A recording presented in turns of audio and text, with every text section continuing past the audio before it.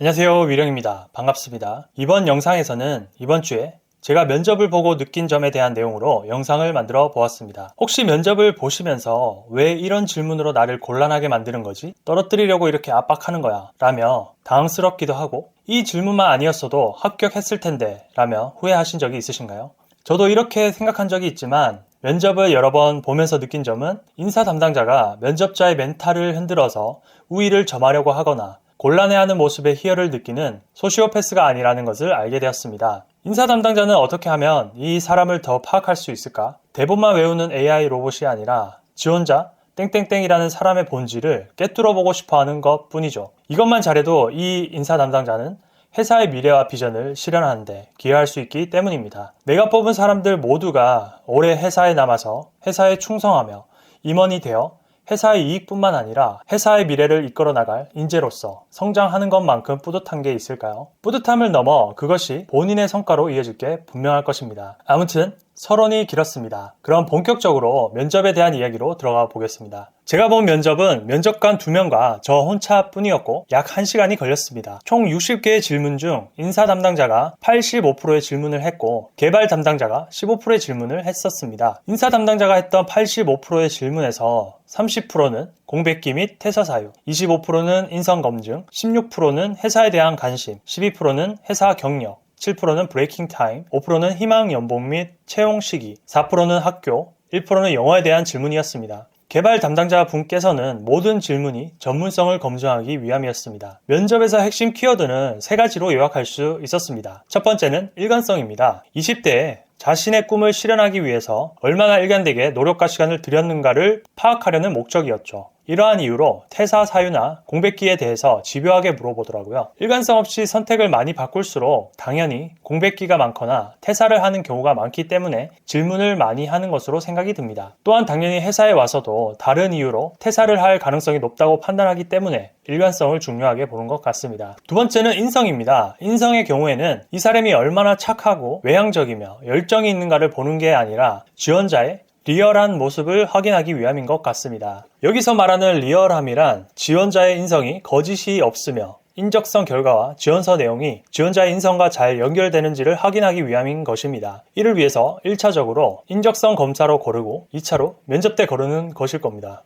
요즘은 지원자들이 워낙 말을 잘하기도 하고 면접 학원이나 심지어는 연기 학원을 통해서 기계적으로 연습하기 때문에 지원자들의 본 모습을 찾아내는 것이 사실상 힘들지만, 그래도 여러 가지 압박 질문을 통해서 지원자의 빈틈을 찾고 그 사람의 실제 모습을 파악하려고 하는 것 같습니다. 예를 들어 저는 면접 때 이런 질문을 받기도 했습니다. 회사에 대해서 잘 모르셨죠? 당황하신 거 아니죠? 그것까지는 잘 모르시겠네요? 땡땡씨는 이해관계에서 트러블이 발생한 경우가 많았죠? 라며 저를 마치 이러한 사람으로 낙인하는 듯한 질문으로 당황하게 만들어 떠보려는 기술을 구사하시기도 하더라고요. 사실 이렇게 하는 이유는 그 사람을 검증하기가 그만큼 어렵기 때문이기도 하고, 예상치 못한 상황을 유발하여 그 사람의 본 모습을 확인하기 위함일 것입니다. 세 번째는 기본기입니다. 자기소개나 자신의 강점과 약점, 성격상 장단점, 회사 제품과 인재상, 그리고 핵심 가치를 포함한 회사에 대해서 아는 것, 회사 지원 동기, 직무 지원 동기, 마지막 할 말을 준비하지 않을 정도면 면접을 볼 자세가 준비되어 있지 않았다고 생각합니다. 마치 면접 때 양복을 입지 않고 추리닝과 슬리퍼를 신고 면접을 보는 것과 별반 다르지 않기 때문이죠. 여기서 그럼 제가 말하는 기본기란 다른 지원자와의 차별성을 말합니다. 이걸 기본기라고 하는 것은, 이게 갖춰지지 않는다는 것은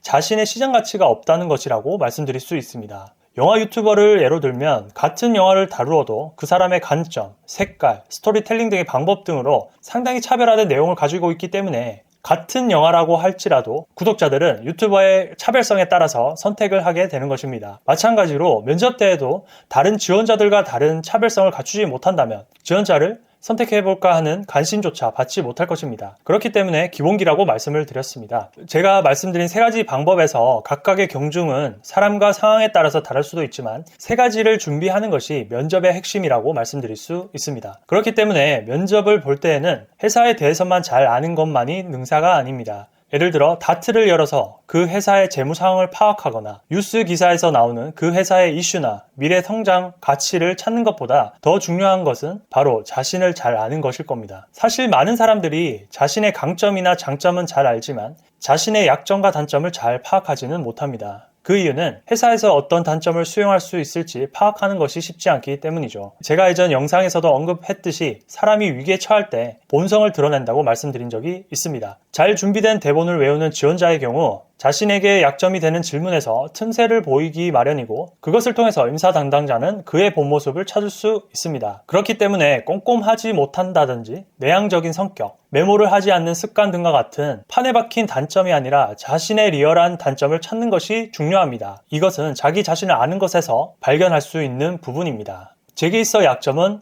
바로 퇴사 사유 및 공백기였습니다. 누가 봐도 신중하게 결정하지 않고 인내심이 없는 사람으로 보일 수 있는 그런 이력을 가지고 있었기 때문입니다. 이러한 이유로 인사 담당자분들도 집요하게 물어보시더라고요.